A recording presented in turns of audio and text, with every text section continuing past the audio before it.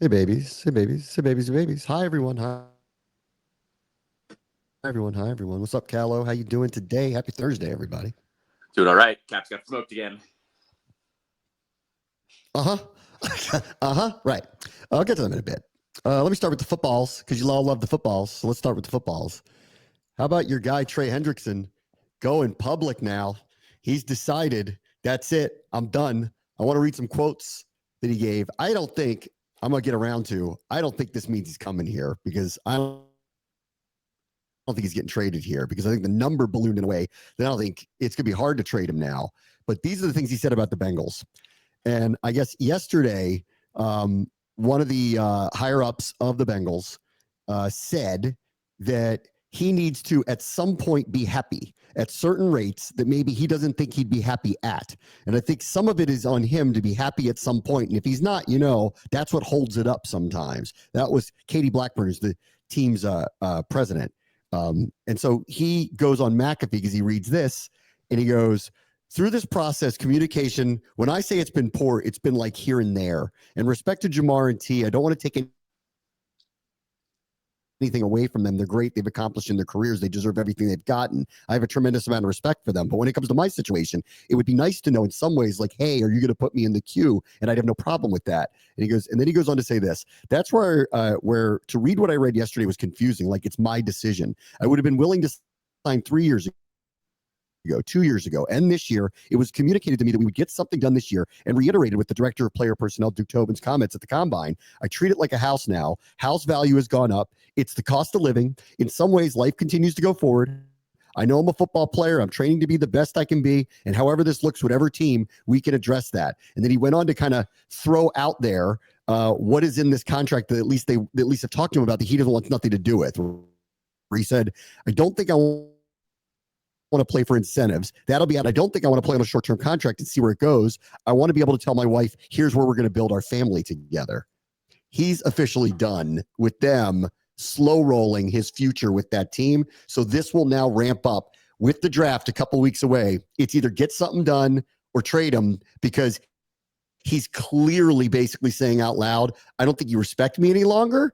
And I actually don't think that I think I'm going to have to hold out because I'm not going to play on this contract this year. Yeah, I mean, this is screaming that the Bengals want it to the public perception is going to be one thing, so they're going to say one thing, and he's going, we're not even close in what they're saying. And I'm not surprised here. You and I have discussed it. Like, they were going to get 2 of those deals done, and it was Chase and Higgins, and that's their choice. They've doubled down on offense, which, we'll see if that works out or not for them. But I'm not surprised this is the one they can't get done. I'm also not surprised the Bengals have been terrible publicly with this one as well. Like, the Bengals are not good at these negotiations or putting themselves in a good position to be the reasonable party in most cases with big contracts like this too. So I'm not surprised it's happening. And with Hendrickson, he has to do this now because he knows there is somebody out there that needs an edge rusher before the draft and wants to, get on a new team before that ends up happening. I mean, everything that was said prior was, okay, go find a trade, except that our demands are what everyone seems to be reporting are unreasonable to get him. I don't think anybody's giving up a first-round pick for him if they're going to have to pay him now upwards of, I don't know what the number is, because the Bengals are saying, we're giving you a number we think is fair. You need to be happy at that. He's saying, cost of living's gone up here, guys. This is your fault for not signing me in advance. Had you signed me in advance, there wouldn't be the Crosby deal. There wouldn't be the Garrett deal. That wouldn't have happened. The Parsons deal, it's clearly going to top those as well. Like, that wouldn't be out there, but that's your fault for not getting ahead of it. It's not my problem that this is what market value is. And they're saying, but we want you at a certain number. And because of those deals, that number got widened. Like, let's just say as of 2 months ago, he's saying 33 million because Crosby's deal and Garrett's deal hasn't happened yet. Right. And they're balking at that, saying it's really 28 or whatever the number is to them. Like, I'm guessing that's what the number is. And the chasm's just wide enough to keep this going. All of a sudden, these other deals come around and he goes, okay, 36. Like, you're going to put me, I'll hear you out. You're not going to put me up by Myles Garrett, but you are going to slot me now here. And they're going, whoa, whoa, whoa, whoa, whoa. That was nowhere near. You need to now be happy with a lot of money is what they're basically saying to him. And he's going, no, sorry, pal, it's not happening. And if you're going to publicly blast me for saying that I don't want to take market value deals, then I'm going to tell you, you're not offering me one of them. No, this you know what this reminds me of? It reminds me a little bit of when Kirk Cousins was getting franchise tagged here in Washington. I think that number was like 24 million, which people balked at back then. Funny enough, it's like almost triple that at this point. But remember the way Kirk went was, oh, well, you franchise tagged me. So the first year of the contract has to start with 24 million. And remember, that's what was one of the huge hangups with him re-signing here in Washington was going, no, you were going to pay me that money and I want my contract on top of it. This is Hendrickson going, no, the number that you offered me at first isn't the number that it is now. Yesterday's price is literally not today's price because you guys waited too long between Crosby and Myles Garrett, and there was one other one in the middle of those two. But either way, like the rush end market reset itself, so you need to come back to the drawing board and come correct with your offer. Yes, you need to come correct. Now, let's get around to why are we talking about this? Well, the Commanders were linked to him for a while. Yeah. That got real quiet. And honestly, at the price point now, I actually think this is going to dissuade his market. It's going to depress it even more because the reality is you're going to have to make him happy at that number. And you're going to have to give something that the Bengals want. As the price goes up, typically the compensation goes down, but they haven't at least publicly been willing to buckle on either side of those things, which leaves them in this mess where they got to do something. And I think this is one of those where I think everybody, including the Commanders, go, good luck with that. Like, we'd love to get him, but we want to get him at the right price with the right payment at the right number for him. And all of those things went haywire, and that's on you guys. So, hey, there's just no deal to be done. So while I would love to see a possibility of still re-engaging this now that it's bursting out into the open a little bit, all the signs read to me like this just is not happening here. No, I think as you said, when that price goes up, the compensation has to go down, and that's not happening at the moment. The Bengals also don't know how to ever do this, work this market in a good way either. They've never been this team that's good at doing that. And so I don't foresee it happening here, mainly because I just don't think there's enough draft picks happening here. But I also don't see the Bengals being the team that lets him go for anything less than what they've already said at this point. They're in a stalemate with each other, let alone with everyone else in the league, if there is anyone else that actually is interested in him at this point. Yeah.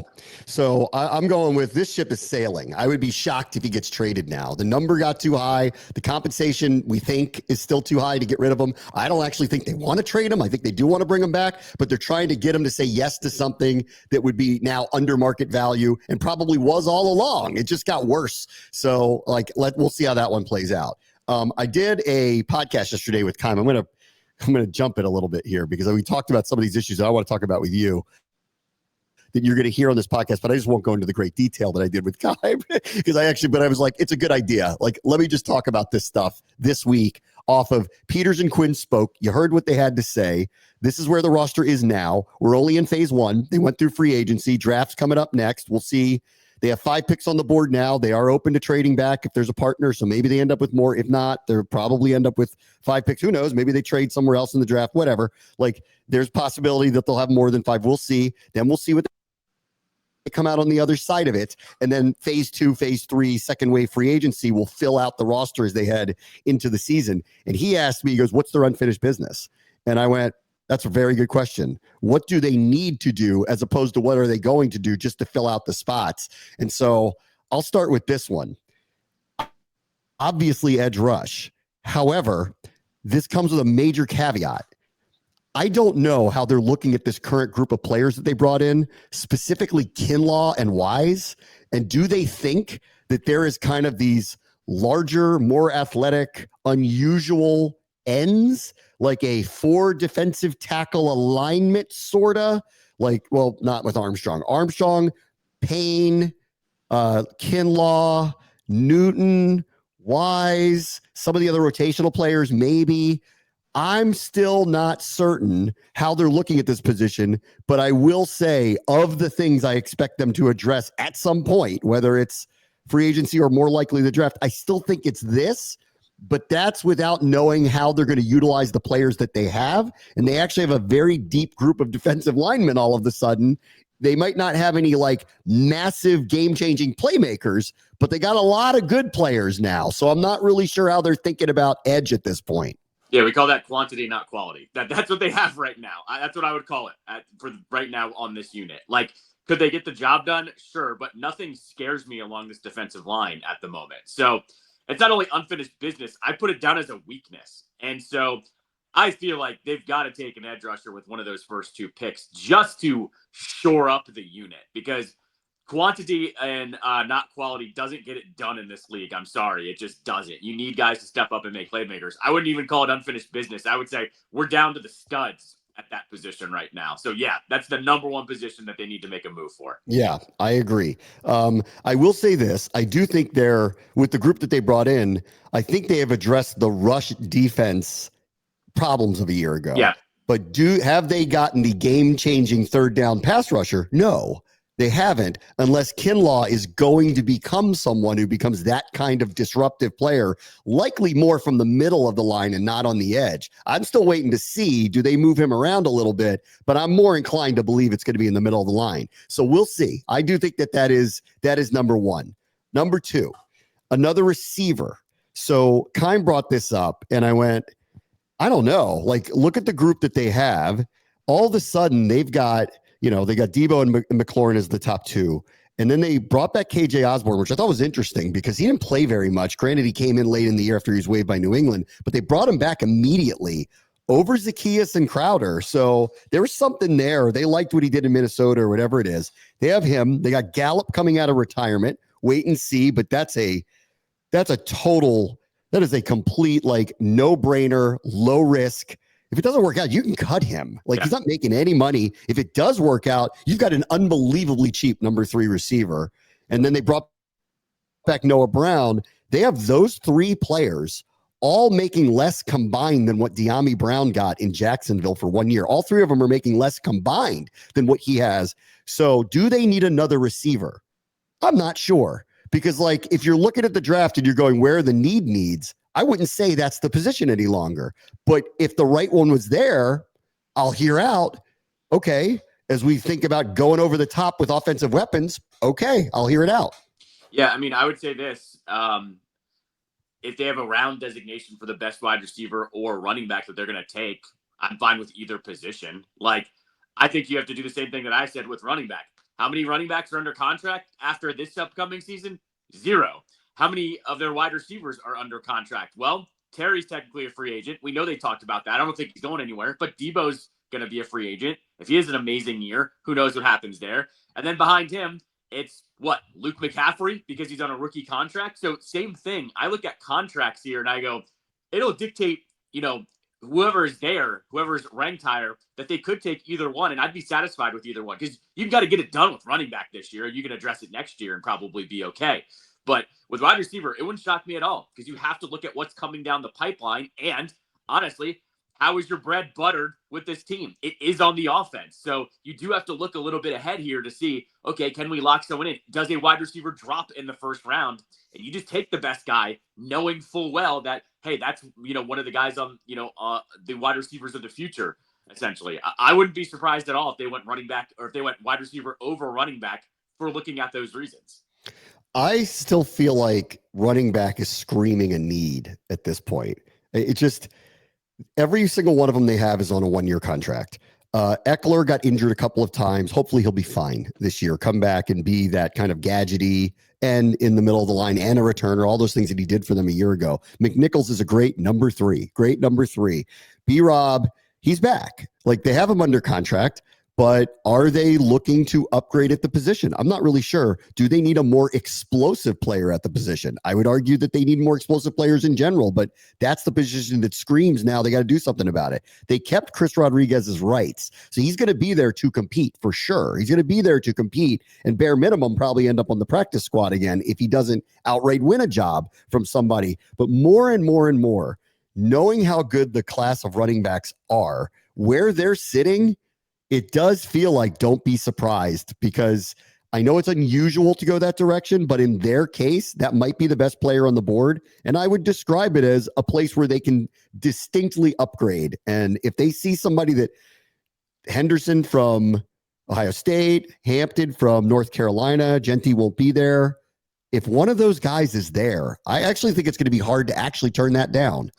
I'd make this argument, though, like your offense runs through number 5. Like even on 3rd and short, 4th and short, it was always Jaden Daniels with the ball in his hand. So what does an upgrade at running back actually do for you, overall in the course of a season? Well, I mean, when they're on a rookie deal and they're not making much money and they're explosive players, potentially a lot, Sure. But potentially, but I'm just saying in terms of versus a wide receiver too, though. Like I'm just saying if both are there, I'm saying I won't be surprised if they go wide receiver over running back, knowing how this offense runs. I'm with you. Like if they get an explosive young running back, that'd be great. But at the same time, we all know who this runs through. It runs through number 5, and so I wouldn't be surprised if they went wide receiver over running back if the opportunity presented itself.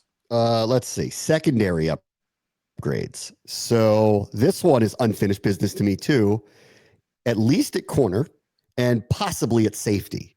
Because I don't know, like, it was Jeremy Chin the one that got away, because that feels like a little bit like that's the one that got away, and they got an adequate replacement for him to be a starter in Will Harris. But I know they liked his physicality, his size, his range. He wasn't a perfect player. There were issues in coverage with him, but I know they really liked him, and that one got away from him. So all of a sudden, do they look at like this South Carolina safety whose numbers were popping off the board? If he were there, would they think that that's an upgrade for them? And then corner, I'm not overlooking it at this point. I mean, I know they traded for Lattimore. Sanderson's a hit. They got Igbenogany back to be depth bare minimum. And this, we'll have to see where Sanderson goes. Jones from New England, great veteran player, play inside or outside. We'll have to see how that plays out now. But I still feel like there might be one more coming there too, even though I think their starters are pretty much set. But there might be one more coming there too, and I wouldn't be surprised if the right one at the end of the first round is there for them to think about too. Yeah, I mean, I think we've all seen the mocks. We've seen them go safety. We've seen them go cornerback. I wouldn't be surprised if they went that way as well, just to shore up the position. I mean, all of a sudden, if you had a rookie cornerback and Mikey Sanders still, all of a sudden, you're kind of cooking there, especially if Lattimore does latch on this year too. You've got a pretty good unit there that you can move forward with. I'd be completely okay with that. I'm with you at safety. Safety feels like an incomplete right now. Like, edge rusher feels like that's a project, and we acknowledge that it's a project. Safety feels a little bit like, do we know what we have there yet? And I don't even think they really know. I could see them adding a safety in the mid-round too, or later on in the draft as well, just because that skill set usually does translate to a later pick. The other hanging chad is offensive line. So the Tunsil trade, I think, opened the draft board for them to even have this conversation. Because honestly, had they not made that deal or not somehow got Ronnie Stanley in free agency or something, I think that they were going to have to go tackle in the draft at the end of the first round, because it was a glaring need that would then help them put Coleman wherever he ends up as a starter. He's a starter. The question is like wherever he ends up, whether it's guard or right tackle. But this doesn't mean that they're done, especially like in the second round. Like I look at that and I go, often the best interior offensive linemen can be found that high up in the draft, or that low really up in the draft. Special ones don't get there, but you can get good ones there. And if they were to go get a young guard, that wouldn't surprise me. Or if that Oregon tackle is there, do you consider that? Like, even though like it looks like the plan is kind of yelling out to you, that's not what they're going to do. They're going to put Coleman on the outside. So why would they draft a tackle? I don't know. Maybe if that when Dan Quinn said we're going to put him out at right tackle for now, maybe he meant let's see what happens in the draft, because if we draft a guy who's going to be a right tackle, Coleman is going to slot in at guard. So we'll see. No, I mean, that wouldn't surprise me at all. And you put your best 5 out there. I mean, this is how this works. And go look at the Eagles. Like, they're continually adding to their offensive line. They add to their offensive line every single year. And they get to the point where a guy goes down and another guy steps up and they're completely okay. I'd love to be in that position. So, yeah, that's what it wouldn't surprise me, I guess. I don't think they're taking an offensive lineman high. Like, yeah, maybe if somebody drops. I don't think so either. That's why I got to it last. I don't think so. I think the Tunsil trade changed that dynamic. And then hearing Quinn say Coleman is going to start at right tackle, well, I went, well, that's off the board. But You never know. You never know. The right guy's there. You never know.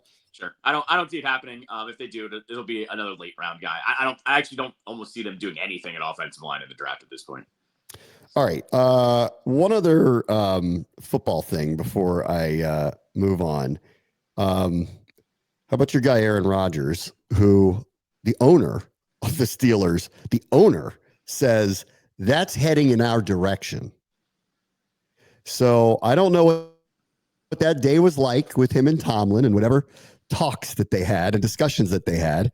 It feels like the logical place for him to go if Minnesota doesn't want him. I mean, if they wanted him, why aren't they going to get him? Or who knows? With him, it's kind of who knows. Cousins is laying in the weeds. He's sitting back there going, I got all this money no matter what.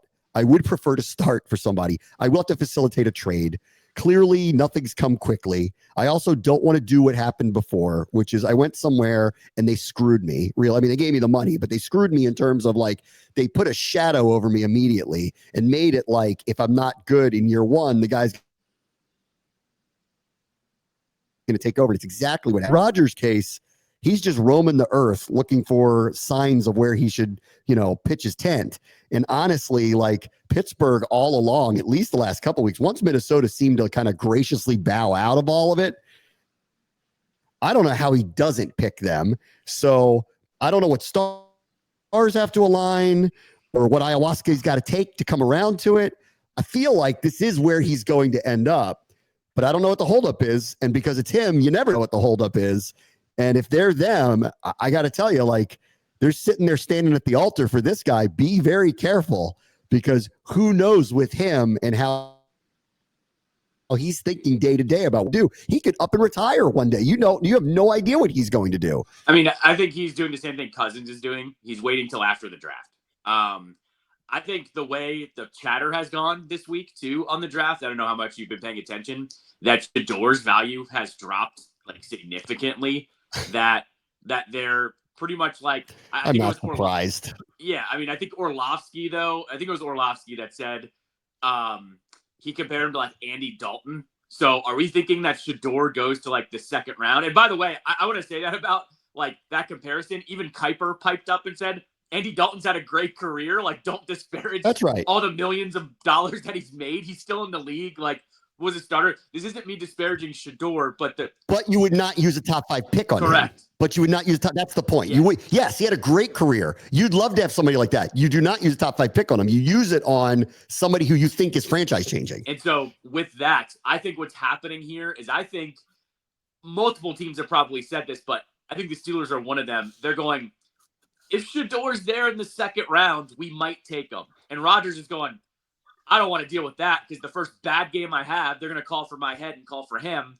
I think he's waiting it out just to see what's happening here. And he can wait till after the draft. There's clearly not a market for him either. That's right. The Steelers also then have to weigh that, though. Do they reach for a guy like Shador? Like, do they go trade up and get Shador because he hasn't signed on? So I think it's a little bit of a game of chicken here. I think he's doing this and then Cousins is doing. I think Schefter said this, that Cousins basically has said, he's open for a trade just about anywhere if he's the starter. He's not doing what he did last year, though, and signing on, then having his replacement be drafted. So I think he's doing the same thing.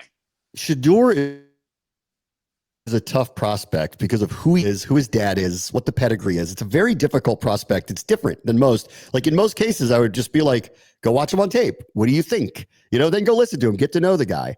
Like, and I saw some of the stuff from the combine where people were like, I don't like his personality, whatever. This is Deion Sanders' kid. And I'm like, the guy's a winner. And so I have no issues with that at all. And really actually do not think that any of that is really, to me, a problem. Not knowing him at all, obviously. But like, I have no concerns about any of that stuff with him. I go off of what I saw when he played. I don't think he is athletic enough to get away from an NFL pass rush early. He's going to have to get the ball out quicker. Otherwise, he is going to be a target to be sacked a lot. I've seen a lot of really great accurate throws from him. I've seen a lot of really great moments from him. I think he's a good prospect, not a great one. So if someone does take him in the top 5, it is partially his name and bravado of what you're doing it over. Because if you watch him, you will not come to the conclusion that you think he's a tremendous, incredible prospect. However, I will hear out that because he's Deion's kid and because he did the things he did in college, he'll get better. And I'm open to believing he's going to turn into a really good NFL quarterback, but he is not a slam dunk the way Caleb was, Drake May was, Jaden was, Penix was. He doesn't look like those guys. So I know this is it's controversial because it's him. And everybody thinks you're just hating on him when you say that. But I think that's just the truth. And I think the people, in these positions who know are looking at it going, you know what? I'd take a shot with him, but I'm not putting my career on him and using the number 3 overall pick because I'm not sure he's that good of a prospect, honestly. No, and I think Kuiper was kind of getting to this when he was, defending Orlovsky's comparison to Dalton. He was like, look, what's going to happen now, though, is the later he slides, the better chance he gets picked up by a team that knows what they're doing, right? So, and a good team, yes. Right. And so Kuiper was actually saying, like, Dion knows how this works too, that Dion's not going to pipe up and say anything if he falls back, because all of a sudden, if he's drafted by a playoff team or a team that, can groom him for a year or two to be the starter eventually, no one's going to bitch about that because Dion probably knows in the back of his mind he needs a little bit of seasoning and needs to learn how to be a pro a little bit. So that's why I kind of circle the Steelers here a little bit with him, because that's a good fit. Like, he'll slide in there with Tomlin. They probably wouldn't start him right away regardless. And I think that's why Rodgers ultimately isn't signing on, because he's worried about that name being behind him. So, I mean, everybody's going to look at the Cowboys too. Like, they're looking for the replacement for Dak down the road. He wouldn't have to play this year. It screams that Dion could potentially become the head coach down there at some point, which Jerry may or may not actually be interested in. Who knows, right? And then some of the others I would watch, some of these better teams that are looking for a transition in a year or two, I think he could be helpful to them if he's willing to sit back and watch. And then, I want him to slide. He's the one that I look at and I go, well, somebody might move into the first round to get him. If he actually gets to 29, this is the point where someone might call Peters and go, we want to get him, and allow them to slide back and get an extra draft pick or two or whatever it is to go back into the second round. That's like that to me. That's the scenario I want. I want him or Jackson Dart being there at the end of the first round. And someone just goes, we got to jump somebody to get him. We got to get it. We'll get the 5th-year option. He's not going to get to us, so we got to do it. And that, I think, that's the scenario I'm hoping happens for the Commanders at the end of the first round. No, I mean, that'd be the best case scenario. I've been saying it all along. Somebody's going to get enamored with that last year of the contract and hopefully trade and get that pick. And all of a sudden, they get a couple more picks for the next day, which I think is what we all really want at the end of the day anyways. Yeah, I mean, and you really want to do it with a quarterback, because you want to have, like, with every other position, it is what it is. But with that one, the most team control you can get is beneficial for you, especially if he becomes what you think he could be. If he becomes a star, that extra year saves you $50 million on your cap. Right. I mean, it doesn't mean it's going to happen, but if it does, it's just an enormous win for you organizationally to keep your window open with someone like that. All right, let me take a quick break. Brad Boston Show, ESPN 630, the Sports Capital. All right, welcome back. Kevin Willard says it's time to move on, guys. It's just time to move on. He doesn't want to hear it anymore.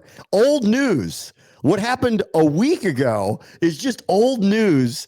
And sorry, I got to go. And you people who are sitting over there just crying, going on the SVP pod, crying all day long about what's going on over there in Maryland and saying I'm a terrible person, you better get over it real quick. Time to move on, guys. Kevin, last time I checked, it officially became official at like 2 a.m. Sunday morning. So you're saying after 4 days, less than 4 days, it's just time for everyone to move on.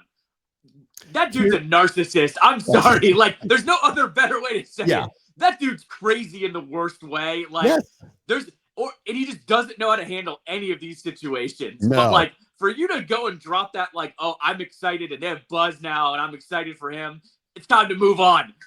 Guy, after 4 days, no, it's not actually. Like, not like any situation. Like, come on, man. What are we doing here? What's the Barstool fight show called again? What is that one? Rough and Rowdy. Rough and Rowdy. I want him versus Dan Hurley in that. I want to see who wins that one. Those two both come off to me as massive crazy pantses. Both of them. Yeah, agreed. But one of them also wins a ton. One of them seems worth the headache, is what I was about to say. Yeah. And this dude, oh, let's move on. Everyone get over it. It's the body's still warm, bro. Like the smoke is still coming out of the AD's office. Let's like calm down with that. This was his quote. I think some of my comments during the NCAA tournament probably could have been a little less abrasive. Unfortunately, sometimes when my passion for my program, my passion for my players comes out, I get a little excited. The only thing I'm going to say is normal fans just don't understand what went on. And for those who at Maryland have hurt feelings, he said, I think it's just time for everybody to move on.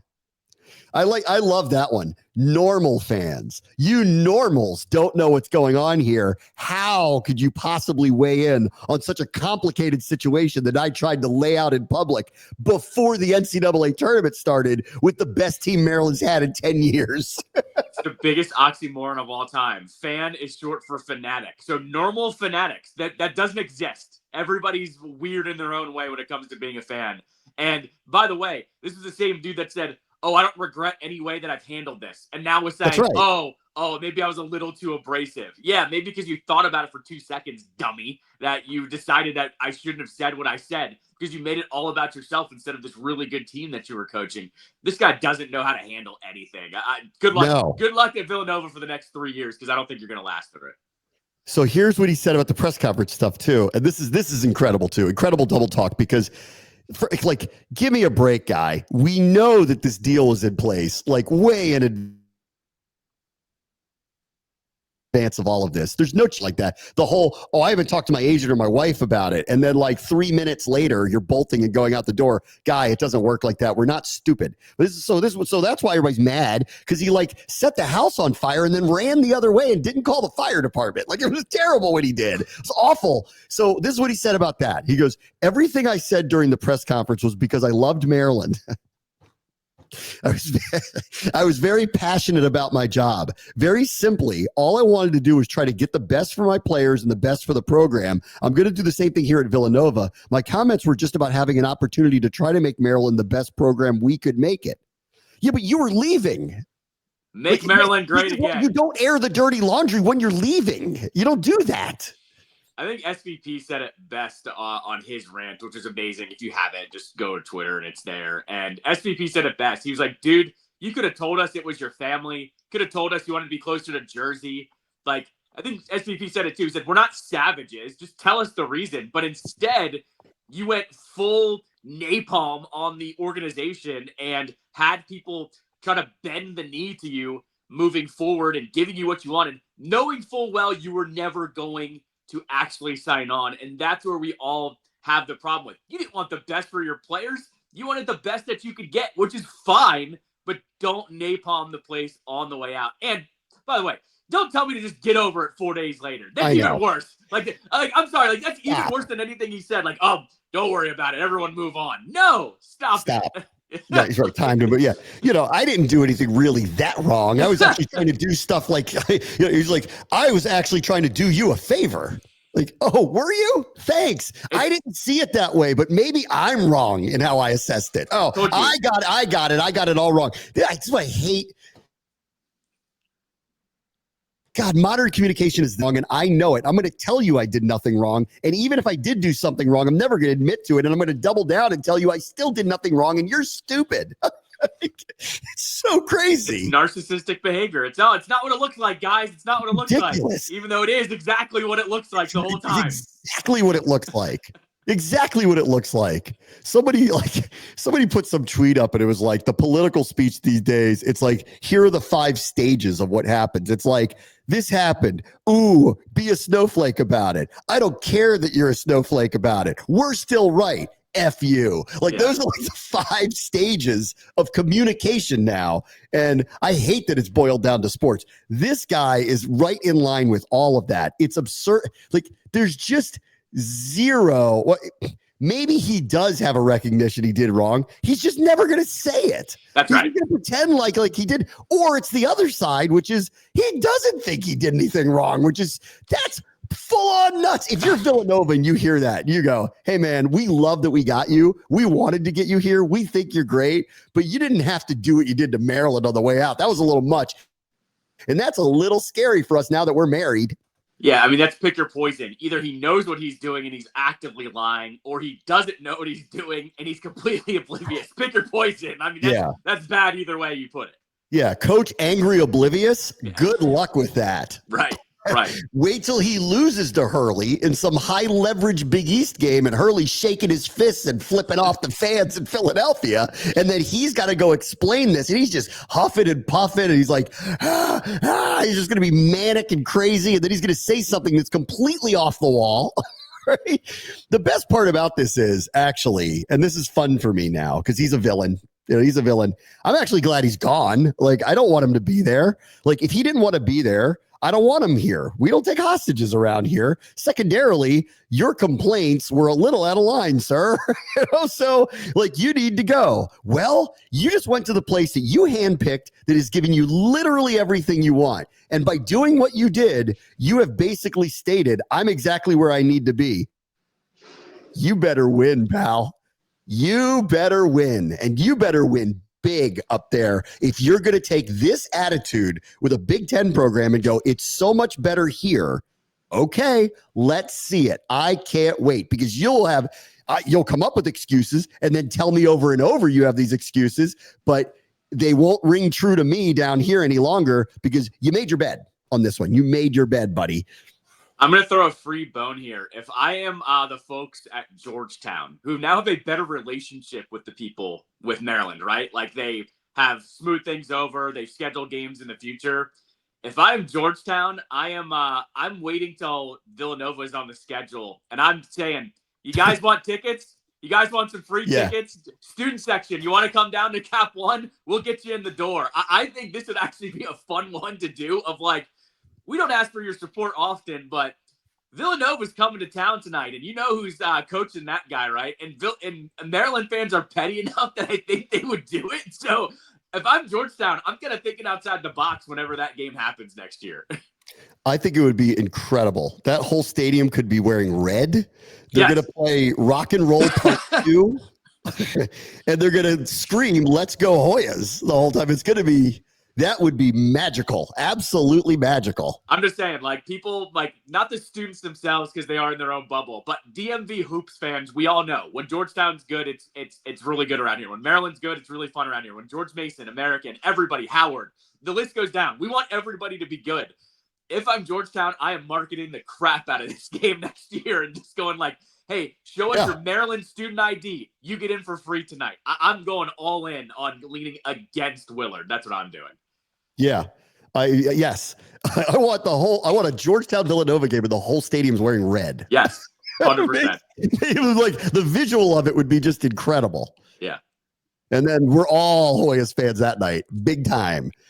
Anyway, Buzz Williams showed up, did a press conference, said the right things for sure.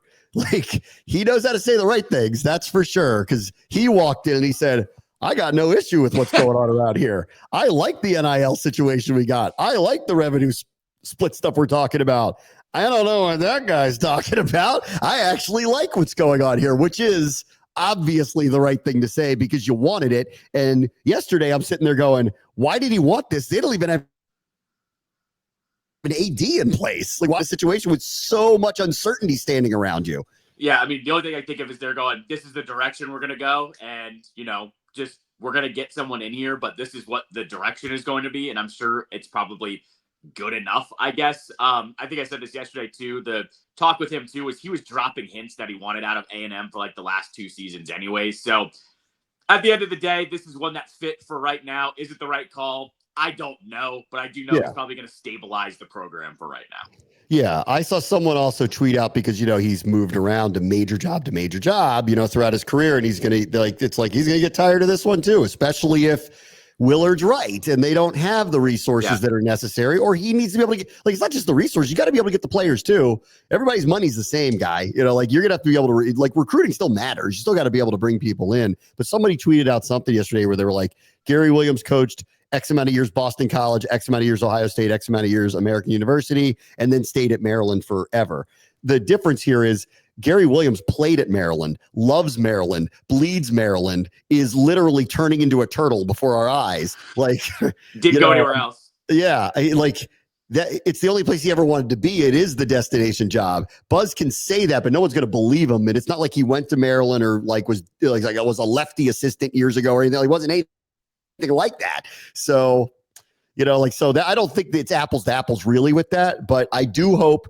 I'm rooting for him. He is a very good coach. He said all the right things yesterday. Still think that thing's a mess over there. Still not totally sure why he wanted this job right now, considering just right now what's going on with the infrastructure around the administration. But he's here now, so he's my guy. I got to like him. Way better than that crazy Willard dude. Way better. No, absolutely. I mean, like I said, stabilization, I think, is the word that I use with Buzz Williams. By the way, one thing I will say is this.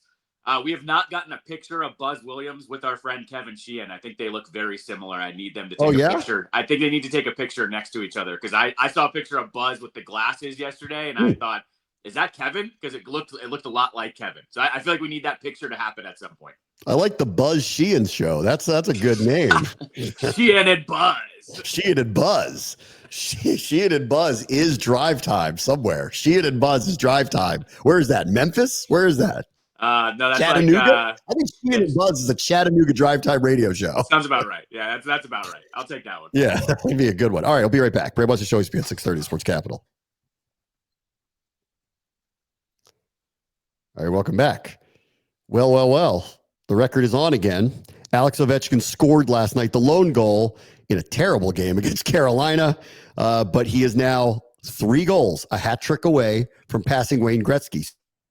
So in the next few days, maybe he's going to tie him, possible, and then we'll get to 3. So it's looking like it's really on. I haven't checked secondary prices yet. I am wondering what's going on out there for people trying to get into these buildings. A friend of mine did send me a note and was like, you should try to go or you should get tickets. And I go, here's the one issue I have with that, because you're going to pay a premium for it. The next night he's going to break it again, right?